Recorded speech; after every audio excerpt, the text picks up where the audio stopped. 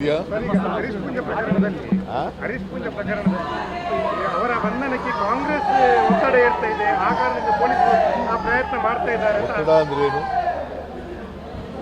ಒತ್ತಡ ಅಂದ್ರೆ ಏನಪ್ಪ?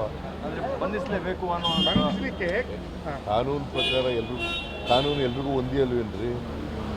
ಹೌದು.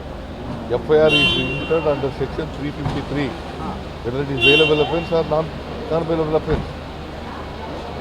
ಹೇಳಿ ನೀವೇ, ನಾನು ಹೇಳಿದಲ್ಲ, ಹೇಳ್ರಿ. ಬೇಲಬಲ್ ಅಫೆನ್ಸ್ಗೂ ಅಲ್ಲ, it's non bailable offence. 7 years imprisonment ಇದೆ. ಏನು ಮಾಡಬೇಕು ಹೇಳಿ?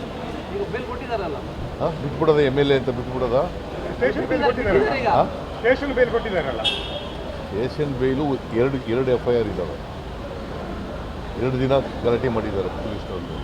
ಹಾಗಾದ್ರೆ MLA ಆದರೆ ಪೊಲೀಸ್ನವ್ರಿಗೆ ಮೇಲೆ ಗಲಾಟೆ ಮಾಡ್ಬೋದಾ?